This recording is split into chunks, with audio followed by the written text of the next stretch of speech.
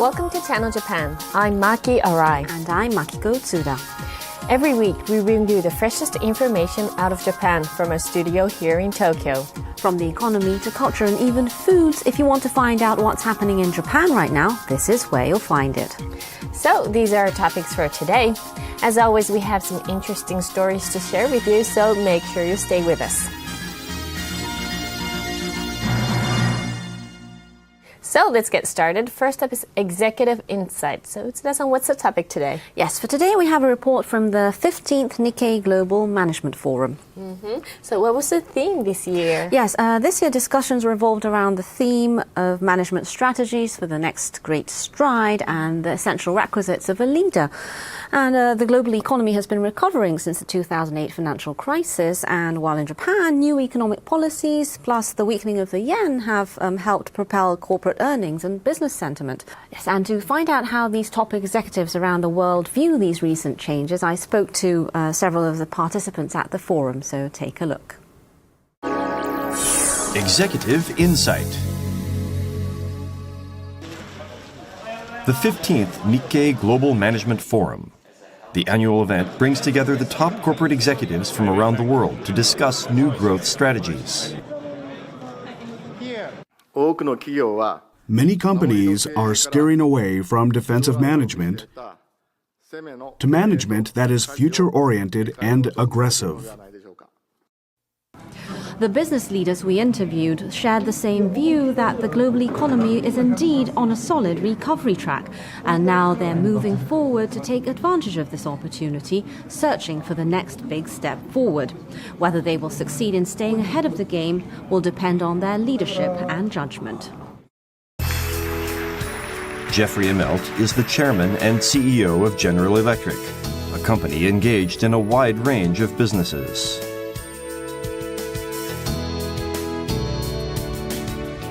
And I think there's four really things that are going to impact everybody in the room here today that have to do with long-term competitiveness. The age of gas, the industrial internet, advanced manufacturing, and intense localization.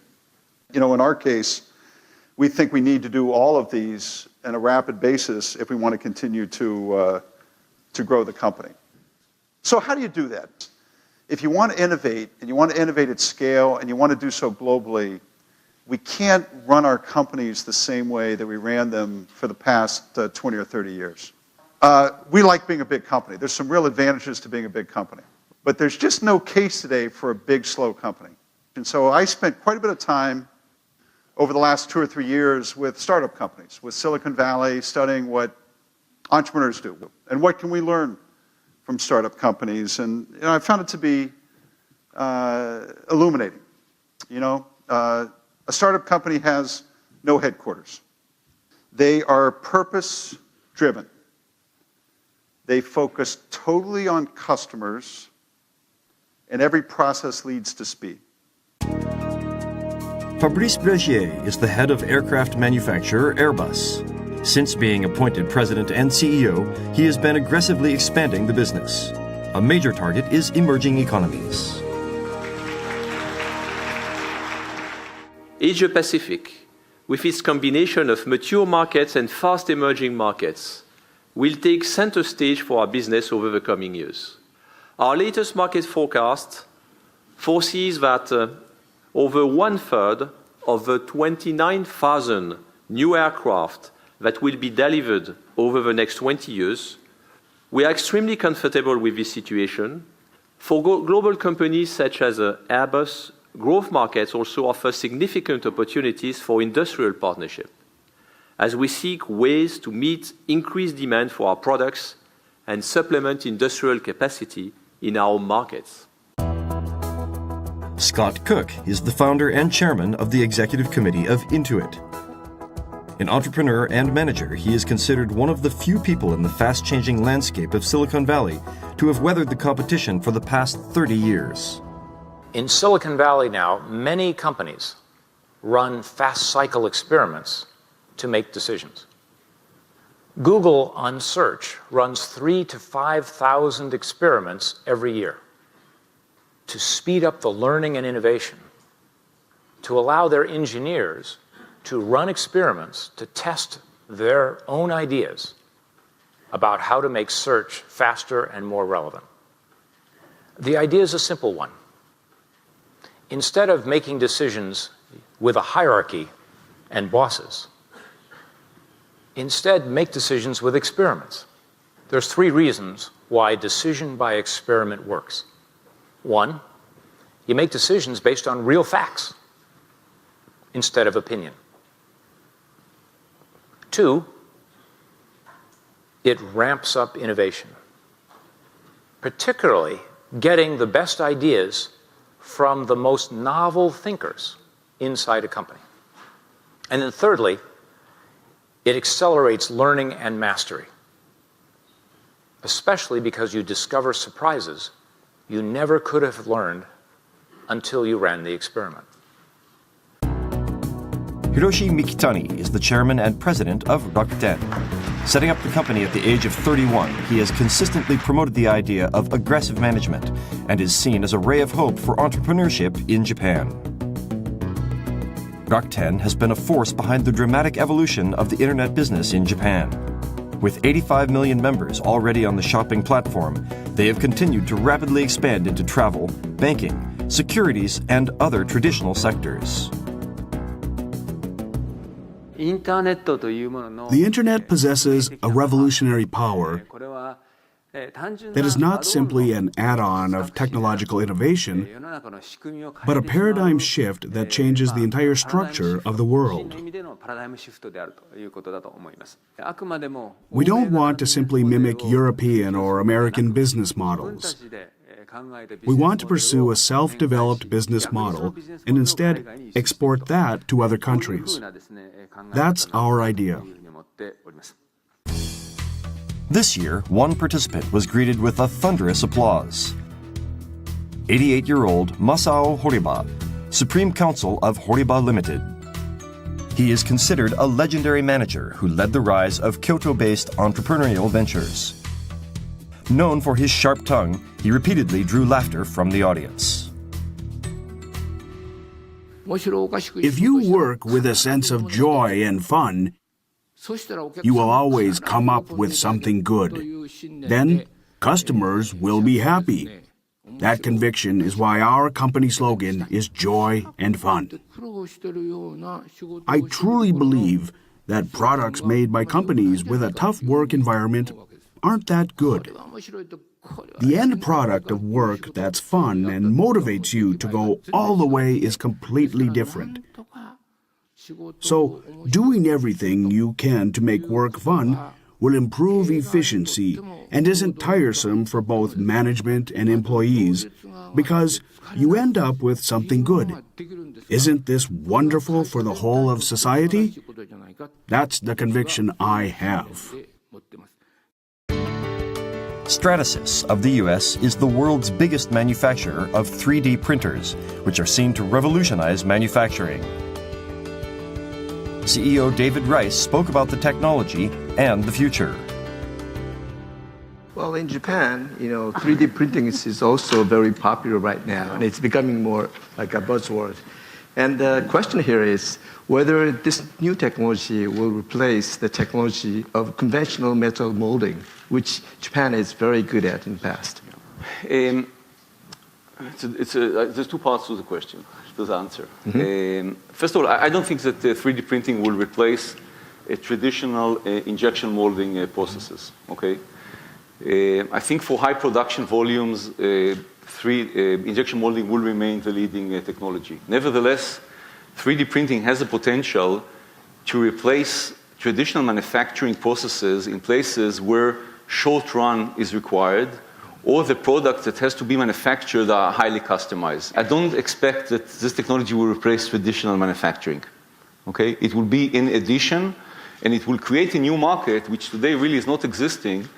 I see. When you say new market, what does that mean? I'm sure there are many industries that if they had an opportunity to better customize the products and manufacture them in shorter series in more personalized way, they would have done it.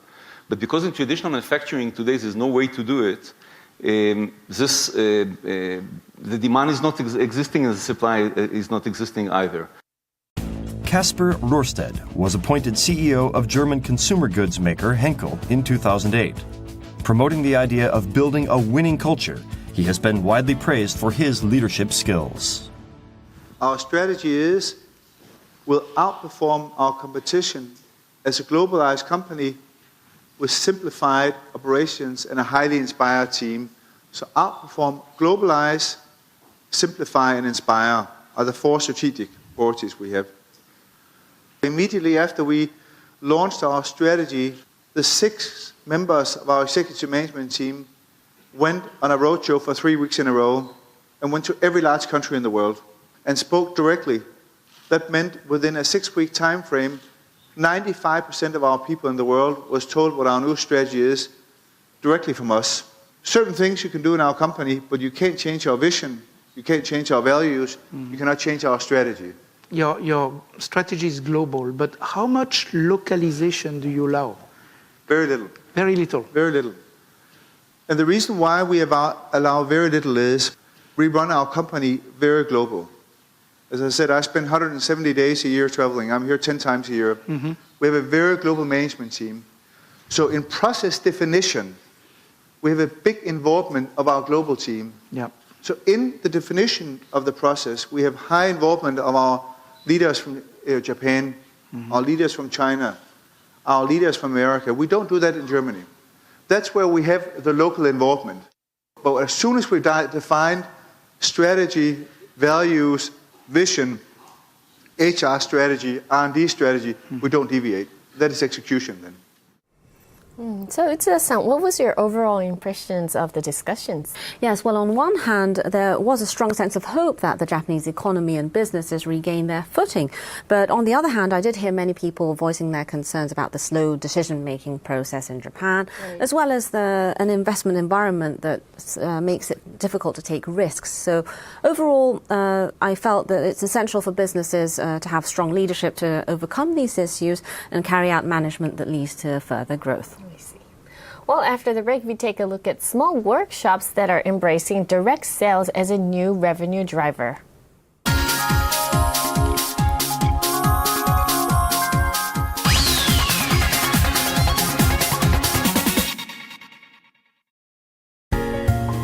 The view is almost like peering down on the star-filled night sky at your feet. It's the city at night, seen from a height of 450 meters. Make unforgettable memories. City lights stretching for as far as the eye can see. Find it at Tokyo Skytree. Hey, look at this. They're building a huge steel plant with Kobelco technology. Kobelco? Never heard of it. It's Japanese. They can make iron with incredible speed. What once took 8 hours can be done in just 10 minutes. Wow, the Japanese are incredible. The country of karate. Ha! Ha! Ha! Ha! Ha! Ha! Karate has nothing to do with it. True. The talk of the world. Kobelco. Mitsubishi Electric is helping to change the environment for the better around the world. Green subway systems in India.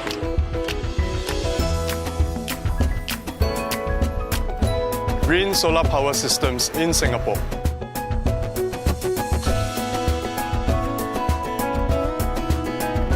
Sistem AC ramah lingkungan di Indonesia. Eco changes for a greener tomorrow. Mitsubishi Electric. Traditional, consistent, precise, speedy, professional, innovative, polite. Quality from Japan, the best of business in Asia. SMBC, Sumitomo Mitsui Banking Corporation.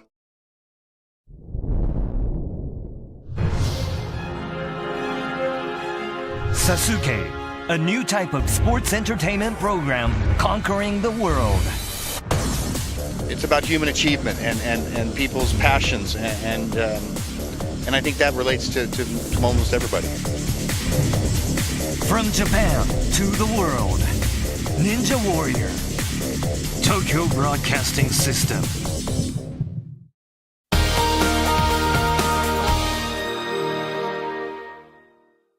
You're watching Channel Japan. Next, we bring you an episode from TV Tokyo's World Business Satellite. Yes, our topic this time is factory direct sales. Factory direct sales. So can you explain what that means? Yes. Well, products that are developed, manufactured and sold directly out of factories are factory direct sales and have also been referred to as factory brands. If you look over here, I have a chart. It shows the typical flow of goods from manufacturers to customers. So the manufacturers make the product, it goes to wholesalers, intermediate wholesalers, retailers, and then finally to the consumer. But this scheme requires delivery companies and several layers of intermediaries, and which means the costs go up and the final selling price also goes up. So with factories selling their products directly to the end user, these intermediary costs and prices are reduced for consumers. Exactly, yes. And this scheme also has big benefits for manufacturers because by selling directly to consumers, manufacturers can expand out of their traditional role as subcontractors and also have more say in marketing and product planning. So that means they can develop products more in tune with what customers want. Yes. And also direct sales mean they can get a bigger slice of the profit. And that gives them greater independence and financial security. So today we find out how some of the small regional workshops are employing this direct sales strategy.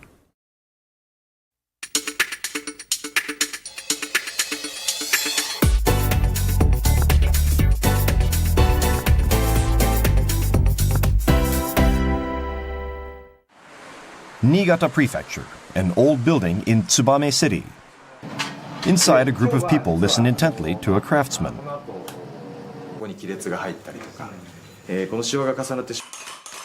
In the next room are others hammering copper plates.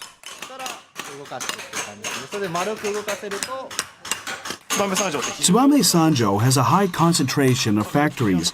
It's impossible to see everything in 2 days. This is actually part of an event called the Festival of Factories. Tsubame Sanjo is home to numerous metal processing and blacksmith factories making various products. During the period, 54 factories in the area are open to the public. 10,000 so-called factory fans arrive from across the country. These spaces were closed off to the public. Factories are protective of what they do, but now they want to promote what they're doing. The reason for becoming more open is to develop new customers.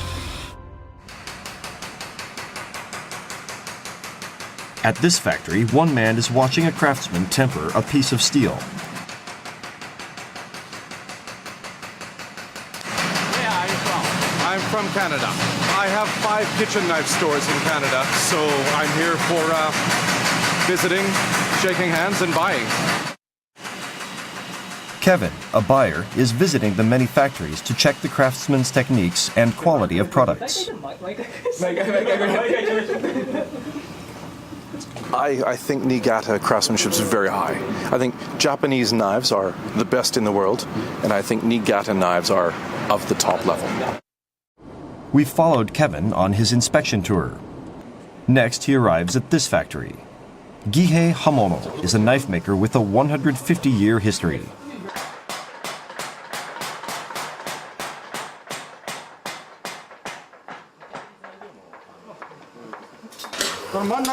We temper the steel in between here. The master craftsman himself demonstrates the process. He shows off a technique honed over a century and a half. Later, while looking at the finished product, they discuss business. Would this type of handle be okay? My customers like these sandals. It's good for TV. Will he actually make a purchase? I think this is a fantastic knife. I want to sell them at my stores. As many as he'll give me today. As many as I can. This event is being held amid the shrinking number of factories. Over the past 15 years, more than 30% have shut down or left the area. The hope is that direct sales by factories to customers will turn the situation around. Rather than doing business just with intermediaries, factories should talk directly to buyers and retailers. From now on, those that can do sales should proactively sell. I believe that it will lead to better profitability. Hitoyoshi, Kumamoto Prefecture. One company is aggressively pursuing the factory direct sales model. Shirt maker Hitoyoshi. Their shirts are known for the attention to detail. We use a method called self-finishing stitching. On the inside, you can see that the seam is clean, so it's comfortable to wear. It takes a high degree of skill to achieve this, but the inner lining won't come in contact with the skin. What's more, the buttons are made from natural seashells. The rainbow-colored sheen gives the shirt a refined look.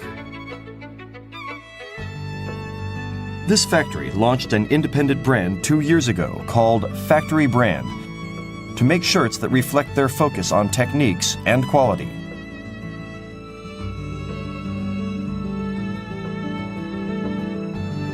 Another attraction is the price. We're doing factory direct sales, so there's no middleman. And we can lower the price by almost half. You can get a $200 shirt for about $100. Hitoyoshi says its aim is to become an aggressive factory that ventures forward. On this day, the president and an employee head to Hankyu Men's Tokyo.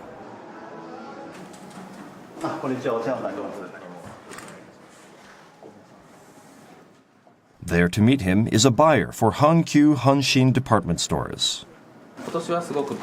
This year, pastel colors like pink and purple were very beautiful, so we want to procure them. I see. So you want basic white and blues as well as various colors. This is a meeting to plan products for next year's spring and summer season. In the past, such negotiations were carried out by intermediaries, but Hitoyoshi is getting more involved.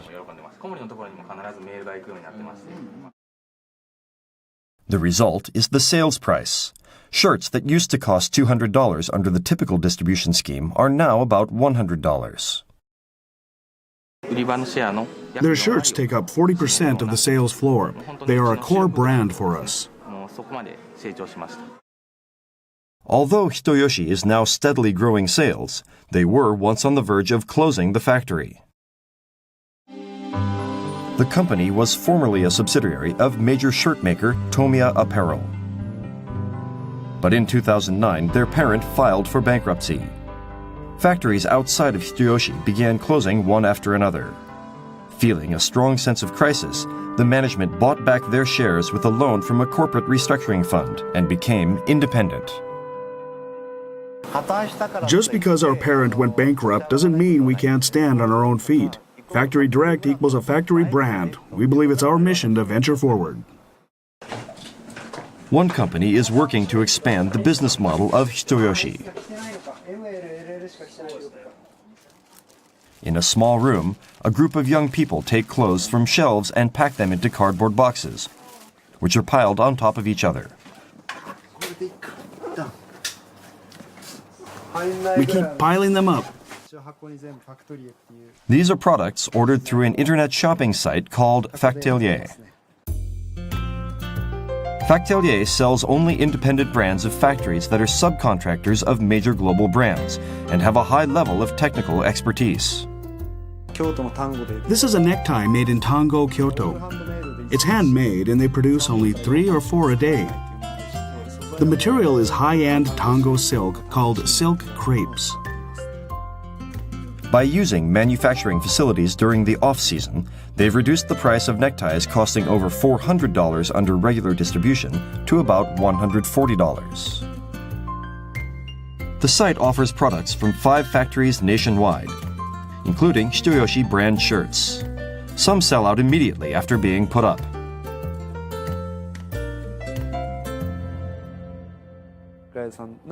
Factelier was also set up out of a sense of crisis. Made in Japan products were on the verge of disappearing from the fashion industry. The way it was going, we felt the percentage would fall to zero. So we wanted to somehow start a business for factory direct sales.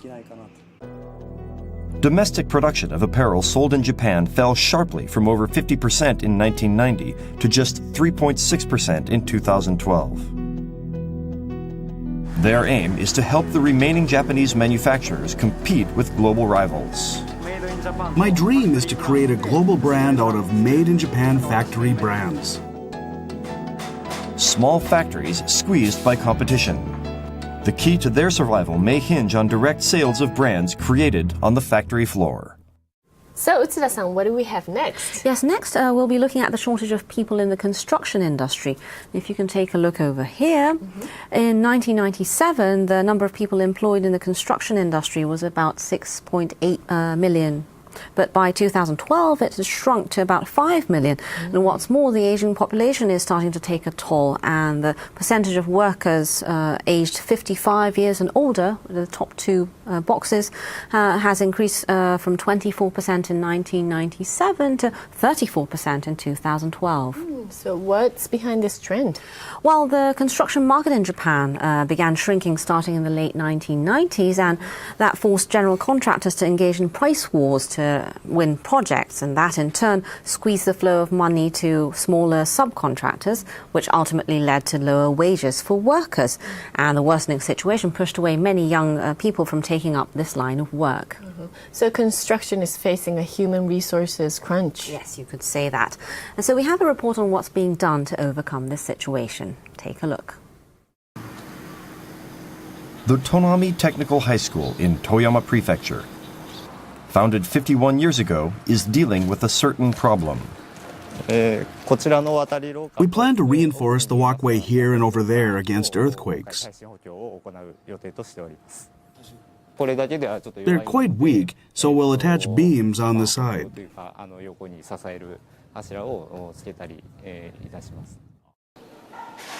The concrete is cracked. With the building's earthquake resistance falling short of government standards, a tender was held in July for a reinforcement project. But no companies submitted a bid. This isn't the only one. Of the 12 properties on tender for construction work, 5 didn't go well. Didn't go well means there were no bidders. The delay in such construction projects isn't limited to earthquake resistance work at schools. This fiscal year, of the 59 projects on tender, 23 didn't go well. That's nearly 40%. The reason for the prefectural-wide delays in public works projects is finding subcontractors for various work, such as formwork and steel reinforcement, is quite difficult. The shortage of craftsmen is also impacting actual construction. A school where earthquake resistance work began 4 months ago. On this day, 3 workers are on site. They're having difficulty finding people. Basically, we're competing for the same craftsmen within the company. We don't have enough people to do the work. Public works projects have increased due to infrastructure maintenance as well as reconstruction following the 2011 earthquake and tsunami, leading to a nationwide labor shortage. Projects have sharply increased, so we don't have enough people to go around. With the economy improving, isn't it easier to find people? That's not the case. It takes at least 5 years to train a worker. Many people quit soon after joining. Fully mastering construction techniques takes a long time, but they say retaining young recruits is difficult. So why? This is a facility set up by a construction industry group to hone the abilities of workers.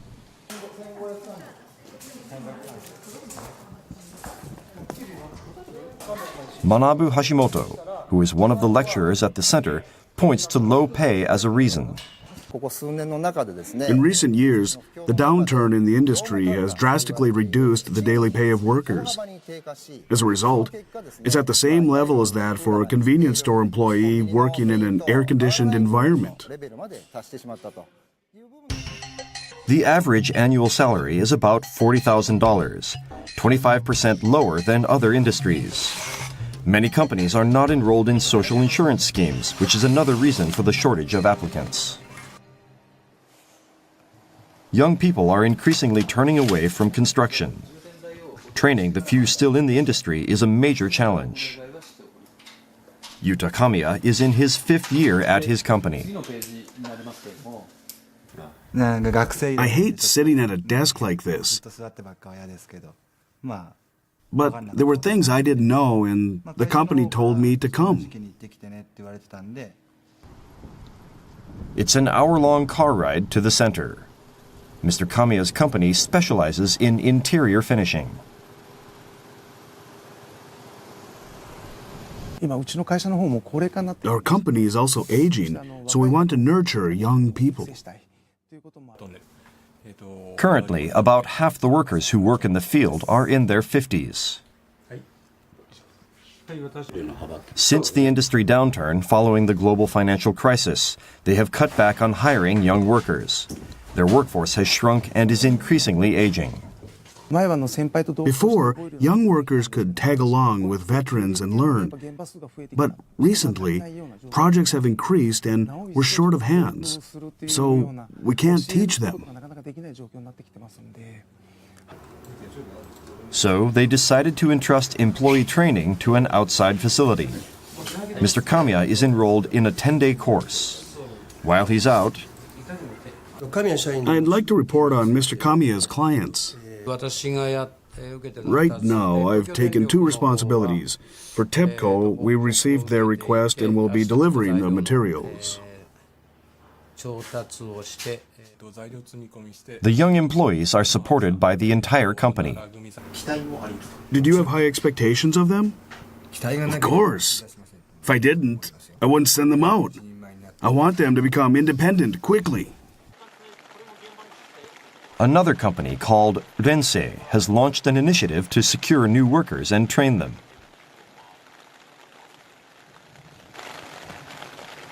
At the entrance is a sign written in a foreign language. The reason? We hired trainees from Vietnam. This company enlisted 3 trainees from Vietnam starting in August and has begun training them.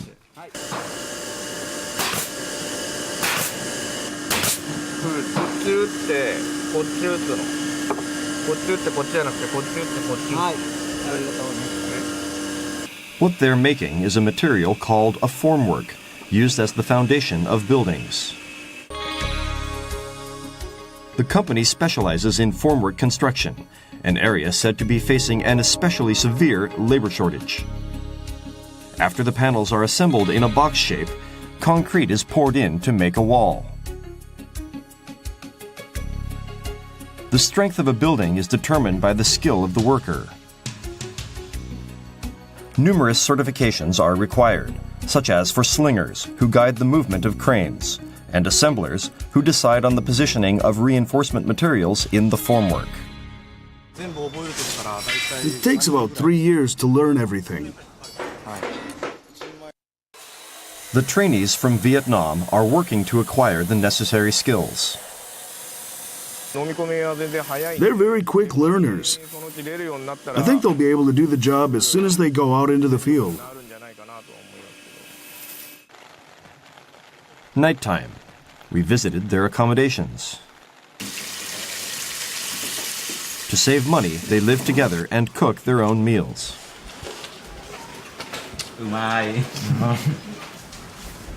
Individual bedrooms are on the 2nd floor. Although cramped, he gets some privacy. I made the desk myself. He says he made it during a 2-day holiday. He jots down any unfamiliar words he hears at work.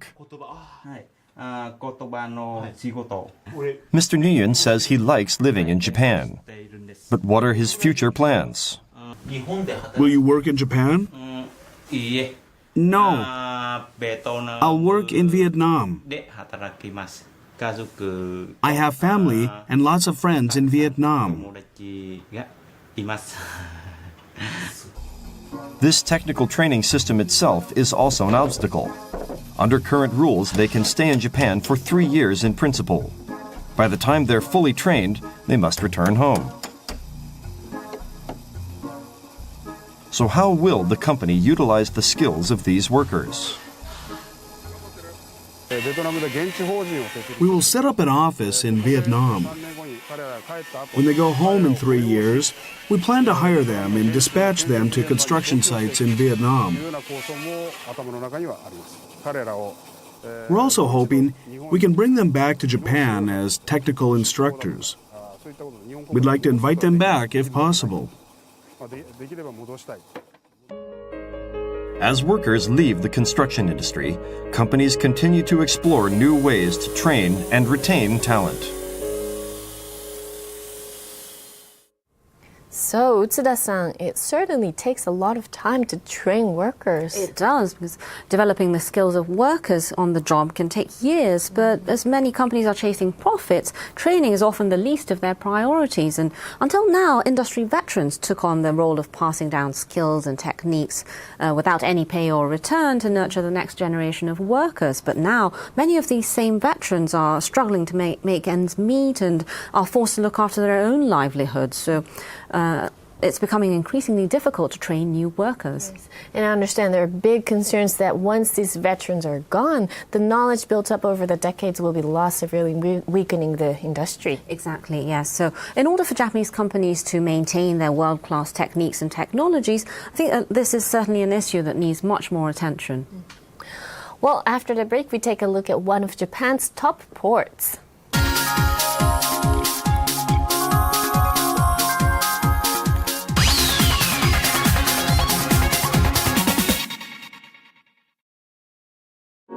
ยังจำได้หรือเปล่านะเรื่องต่างๆที่เกิดขึ้นตอนวาดรูปนี้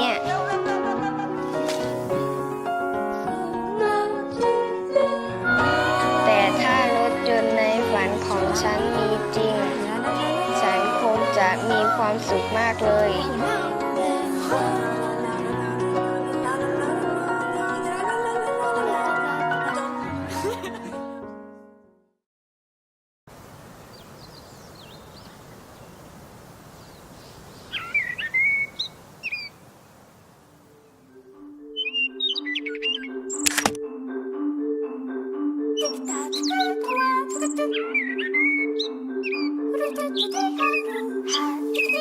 Wouldn't it be wonderful if we could do this? We make things like this possible through the power of chemistry. We're the Kaiteki company, Mitsubishi Chemical Holdings. Through its World Heritage educational programs, Panasonic is teaching children the importance of protecting the environment.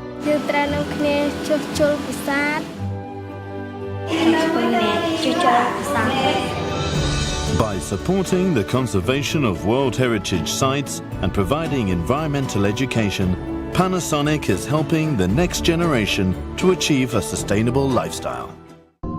Panasonic.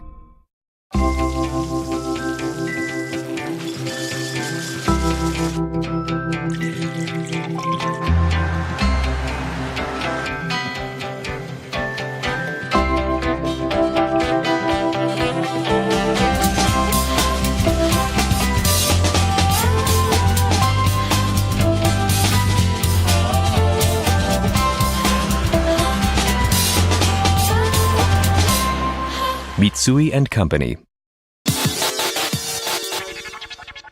Asia, the engine of the global economy. Japan, a regional powerhouse. And now, direct from Japan, economic news with a global impact in Chinese. Delivered by Nikkei. Read the future, lead the economy. Nikkei, Japan's leading media for business.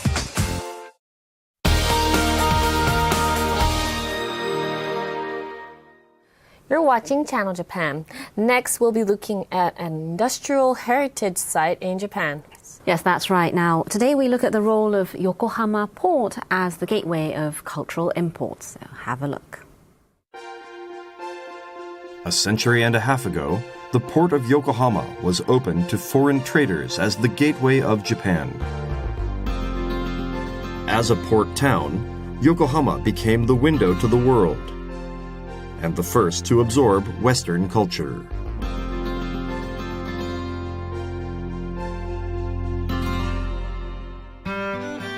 Sports such as tennis, sewing machines, cameras, and the latest technology. Even foods such as bread,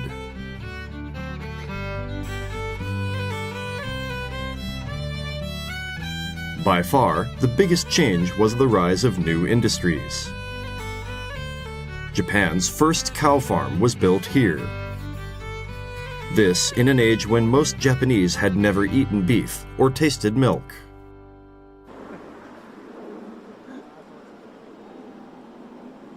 There are some bars of soap here, and a mould engraved with English words.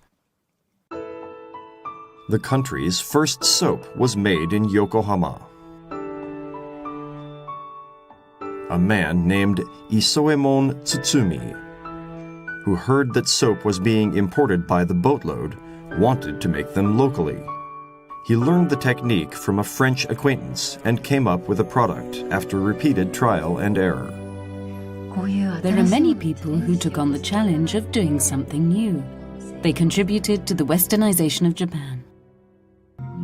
During the isolationist period, people were forbidden from building large ships that could sail across the ocean.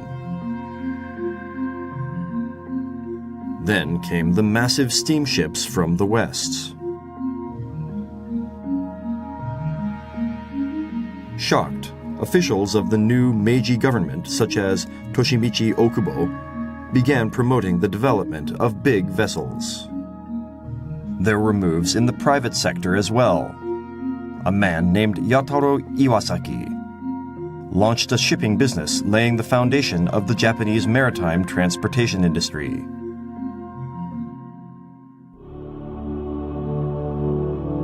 Following in his footsteps is one of the country's biggest shipping lines, NYK, which has a certain ship anchored in Yokohama. The Hikawa Maru, completed in 1930.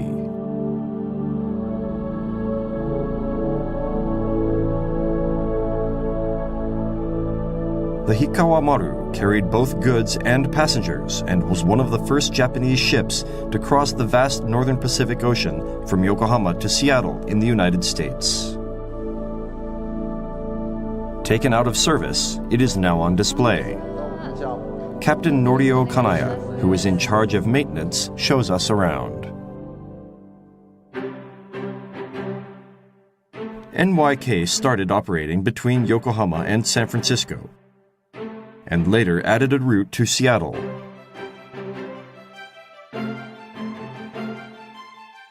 They continued to launch large-scale ships to compete with European and American rivals.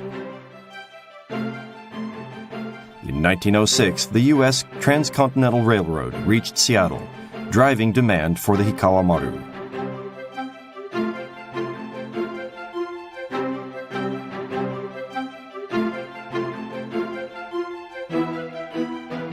To transport a large amount of goods such as raw silk and porcelain, the company purchased a diesel engine from Denmark, the latest technology at the time.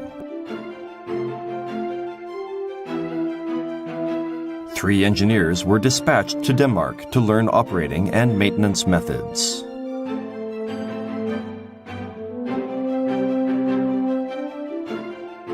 to deal with any problems on the first trip. They hired foreign engineers to sail with them.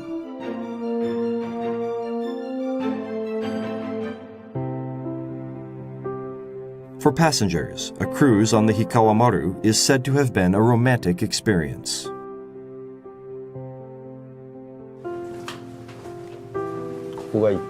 This is the first-class cabin.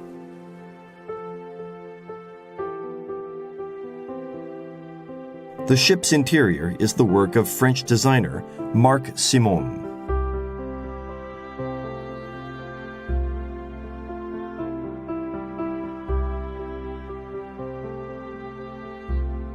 It took 2 weeks to cross the ocean. In 1930, airplane travel was still not widespread. It was the only way to get to the United States. Today, passenger ships are like vacation resorts. But at the time, businessmen and students traveled by ship, and they were the main passengers on board.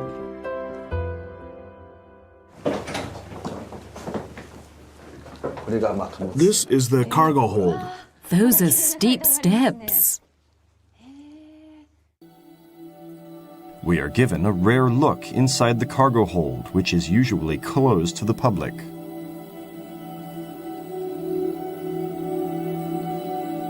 This is the refrigerator. 2 weeks' worth of food for passengers and crew were stored here.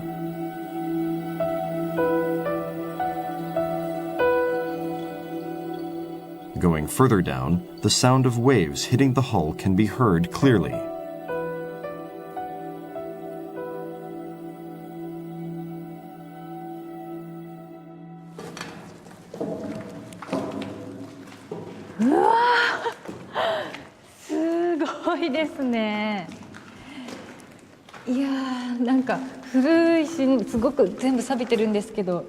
Wow, I feel a sense of history.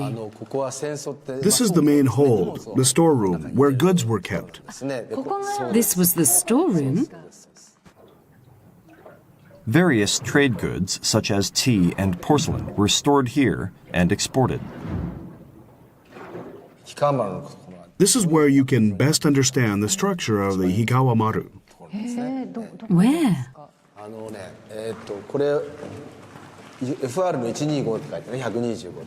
This frame. Feel it. It's the ship's frame. Although it was built in 1930, the ship was the most advanced at the time. There are 200 in all. The reason for having so many is that crossing the Northern Pacific requires a sturdy construction. Especially during the winter, it's very stormy, so the ship is made extremely sturdy.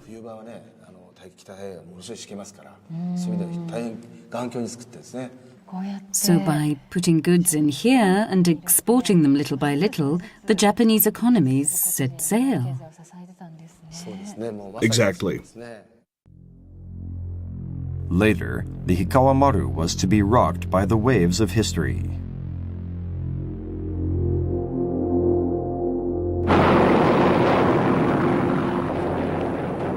The Second World War turned the ocean into a minefield for ships. The Hikawa Maru was sent out into waters in which 90% of Japanese ships were said to have sunk during the war.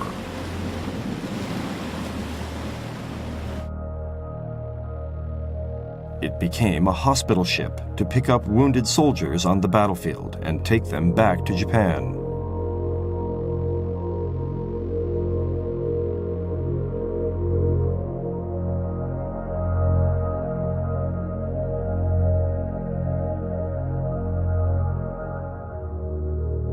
The three-colored funnel, considered the face of the ship, was painted white with a big red cross.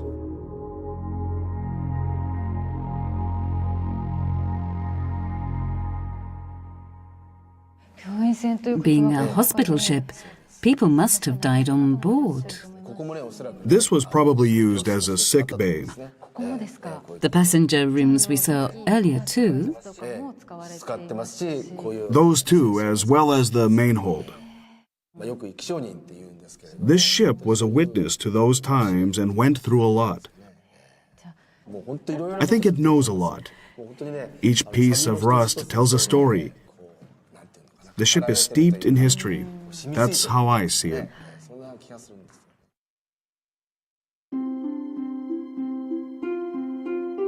And in 1953, it once again began sailing to Seattle.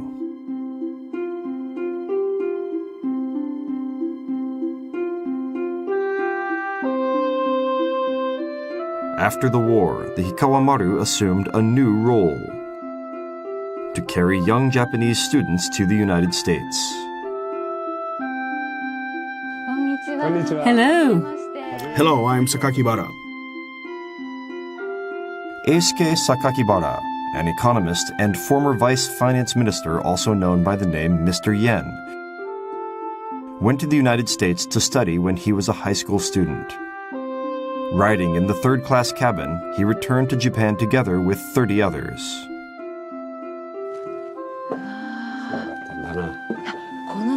In such a small room? 8 people. 8 people in here? I imagine first class wasn't enough. People in third class were looked down on, and we slept in places like this. We didn't have any view of the ocean. Such a small window. Even the deck was limited for third-class passengers. First class had a pool and a sun deck. We had nothing. Mr. Sakakibara spent 1 year going to school in the U.S. and reunited with fellow students aboard the Hikawamaru in Seattle on their way home. We spoke to each other in English first because we hadn't spoken Japanese for a year. You all studied English, so when you boarded the ship? We all spoke English, but then we gradually started speaking Japanese. By the time we arrived in Yokohama, our entire conversation was in Japanese. You switched languages on the ship? We switched from English to Japanese on the ship. We were spread out across the U.S., so it was fun talking about our experiences during the 2-week journey home. Retired after 30 years of service, the Hikawamaru underwent a costly restoration by NYK Group and was opened to the public. This ship played a big role in each age and is a witness to history. For Japan, and especially the people of Yokohama, it's a valuable cultural and historical asset. In the beginning, we were worried about how much it would cost to renovate the ship. But I'm glad we did it. A city where Western culture blossomed, Yokohama is also a place instrumental to the modernization of Japan. At its heart, there has always been a port. The Port of Yokohama will continue to play a central role in decades to come.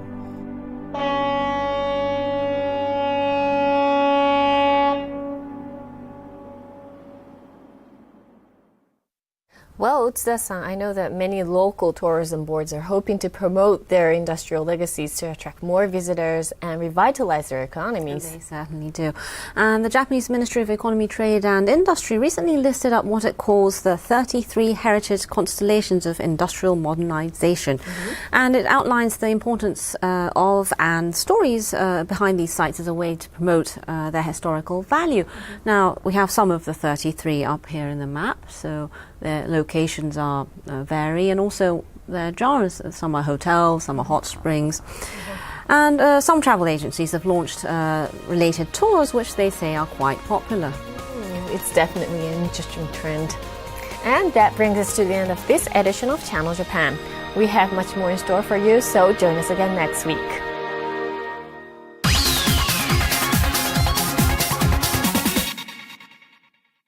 For Earth for Life, Kubota.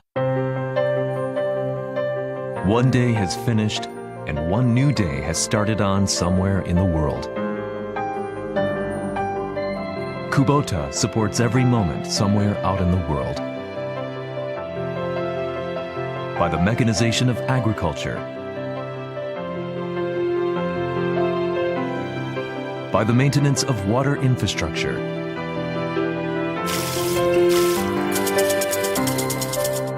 by the latest environmental engineering.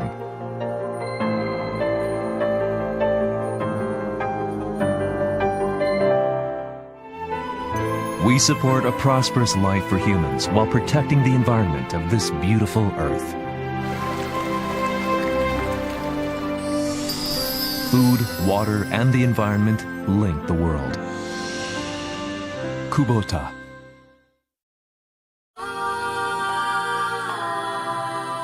Together, let's generate happiness. Let's raise the world to new heights. Let's carry our dreams further. At the heart of society, Toshiba Technology. For a growing future, Toshiba. Together, let's create better healthcare. Let's develop a sustainable environment. Let's give children a promising tomorrow. At the heart of society, Toshiba Technology. For a growing future, Toshiba.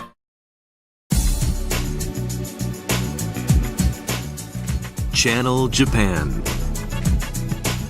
Your source for the voices and views of people and businesses across Japan.